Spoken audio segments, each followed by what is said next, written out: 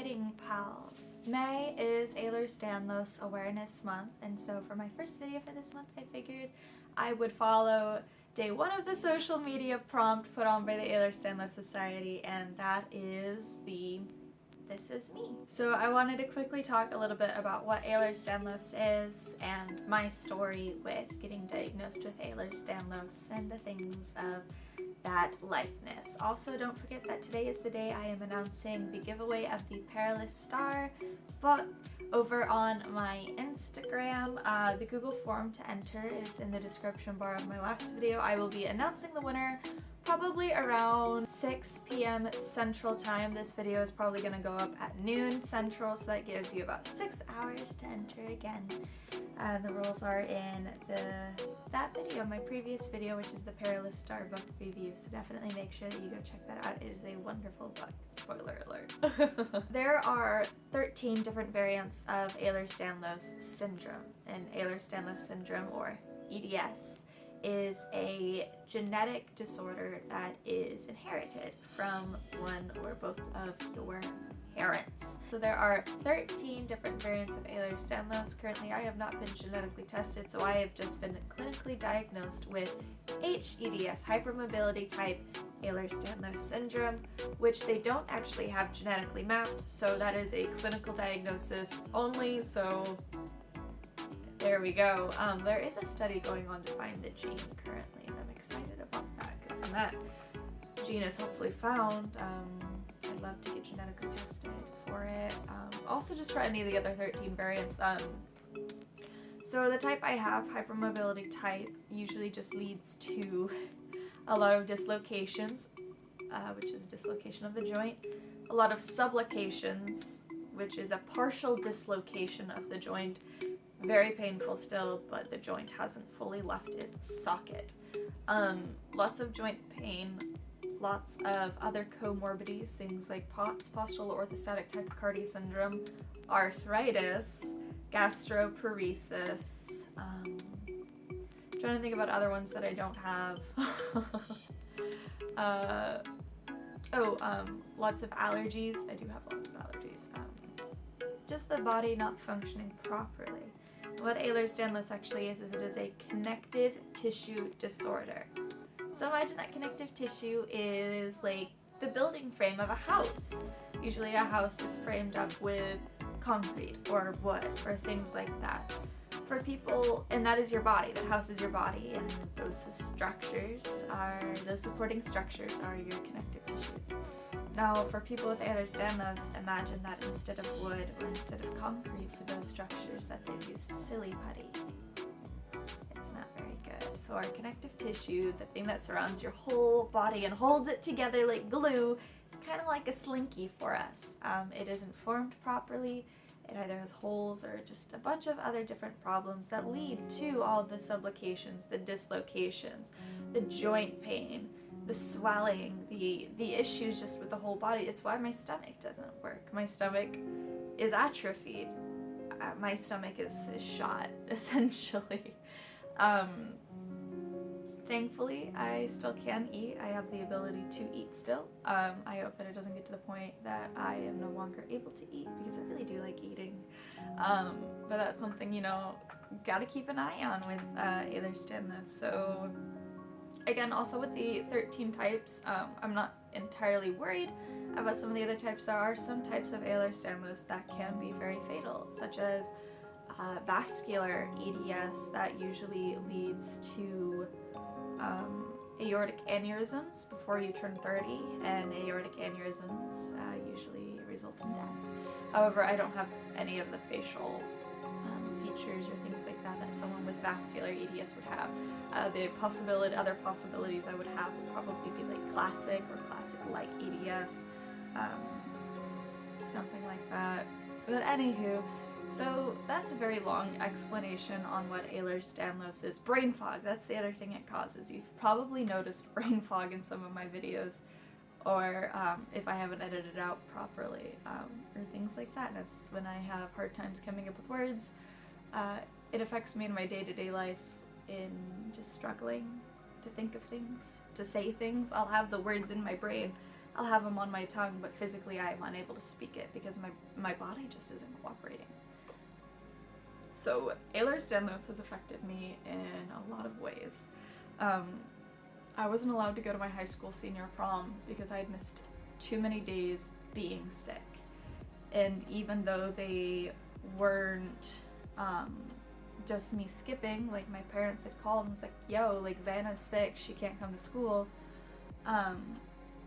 my state still decided that excused absences and unexcused absences were the same, which I don't really think they are. I apologize for my light. The circuits have been having problems.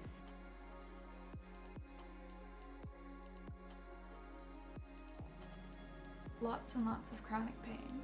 I am in pain just about every day. And you know, you wouldn't necessarily know it by looking at me. I try not to film those days because even though it is very real, I'm afraid that it will come off as dramatic because of bullying I have received in the past. That's another thing. I have been bullied because people don't believe a young woman in pain when she says she's in pain. People who knew me as a child when I was healthy, because again, as this is a genetic disorder, I've had it my whole life. I've had symptoms my whole life, but you know, the symptoms of hyperflexibility and things like that when you're a child don't really seem of consequence until they're older and they're still too flexible and they are still hurting. And it's very interesting to be too flexible, to be hypermobile and too flexible, and also have arthritis. Like, do you know how much fun that is? Let me tell you, it's not. Yeah, I was bullied a lot for it. It was really hard on me in college. I was really sick in college. I think some of it was stress of just my condition getting worse. College is when I got my cane. I can walk without a cane, as you know, you've probably seen in my vlogs. I walk around my house without my cane. I try to go on walks without my cane to try and keep my muscles strong and to keep my body from fully depending on my cane. But when I go to places like Walmart or a mall, I use my cane. When I had to fly a while ago, I used a wheelchair in an airport, which is great. You get like early boarding and everything. And it makes people very uncomfortable to see a young person with a cane or a young person in a wheelchair. And we get lots of uncomfortable questions that, while I'm okay with answering questions, sometimes they're just phrased poorly. I don't think someone should ever walk up to someone and go, "What's wrong with you?" Or, my favorite, "What did you do?" Because people always assume that I did something, you know? I start responding with like, usually I'm honest. I'm a very kind person. Usually I'm honest and I just say I have a heart condition, or I have a genetic condition. But I always just want to respond with like, I was attacked by a shark, or something like that. Something that would make me like really cool. Yeah. College. I was talking about college. See, brain fog is why I ramble a lot. College is when my symptoms got really bad. I was in the ER once or twice a semester. So about once a quarter, if not more, I was in the ER because my body was fried. My autonomic system, which is another thing you get with EDS, is autonomic dysfunction. My autonomic system, which is the system that regulates all the things in your body that just work without you needing them to, like the beating of your heart, you breathing, things like that. They're autonomic, they're automatic. My autonomic system was fried. Which is why I took a gap year from college. And I want to say, like, taking a gap year is very valid if you need to take a gap year. If you are motivated to finish college, you will go back. And also, college isn't the end-all be-all. I had a lot of people telling me that I was never going to go back to college, that I was a failure, that I would be a failure, that I just had to stick it out because I could do it. I was strong. And it really sucked to have people tell me, you know, like, you can only be strong if you force yourself through this. And forcing myself through that would have been at the expense of my body. It would have been at the expense of my health. And who knows what would have happened to me. I really apologize for this light. I am so sorry. I really need to get that figured out. So I asked for questions on my Instagram, and I answered some of the questions on my Instagram. I'll answer it here again. Was, when did you start noticing your symptoms, and how long was it between that and getting your diagnosis? So I'd say the symptoms of EDS probably really started around elementary school for me, because that's as early as I can remember. I don't really remember anything before elementary school. I have like little memories and things like that, but I don't really remember anything before elementary school. I was rolling my ankle constantly, and that's one of the signs in a young person that they may have EDS, if a family has it, is that I was constantly rolling and spraining my ankles because my joints were so hyperflexible and I wasn't able to support my body. I was constantly in ankle braces because I busted myself. And that's when the joint pain started. That's when I really remember being in a lot of pain and people just saying, it's growing pains. And that's one of the number one things that people with EDS get told when they start talking about their pain in late childhood. Oh, it's just growing pains. And it really wasn't growing pains. But it's hard if no one else in the family has been diagnosed. I was the first person in my family to be diagnosed with Ehlers-Danlos syndrome. Since then, my older sister has been diagnosed, and we're pretty sure my younger sister has it, and we're pretty sure we got it from my mom, and we're pretty sure some of my cousins on my mom's side maybe have joint hypermobility syndrome, which is just kind of like on the scale of EDS. But it was hard being the first diagnosed because, you're essentially the one that paves the way. But yeah, so I noticed symptoms around elementary school, and it probably wasn't until 19 or 20 that I was actually diagnosed. Because the doctor I see now, well, the doctor before him, at that practice, they would only take patients who were 18 and older, so they didn't take children. And there weren't really any other doctors in my town that my family trusted that we could go to for this. And I said in the comments that, in my response on Instagram, that I was kind of diagnosed with female hysteria twice. So one doctor, I'm in there with my parents, we're talking about symptoms and things like that. Maybe not exactly female hysteria. And he turns to my parents and he says, "Now, have you ever seen these things that Xanna is saying? Or has she just told you about them?" And that broke my heart, because that was the first time a doctor had ever just not listened and said that I was lying and that I was doing this for attention. Whenever probably like child 4 of 6, he probably thought that I was an attention seeker, or just that, hey, I was a woman and I was talking about pain, and he didn't take me seriously. He is one of the only neurologists in the area. And so I went to a city an hour and a half away to see a different neurologist, to be told that you're a young woman and you're in college, and I'm sure that you're bound to be stressed. I want you to see a therapist.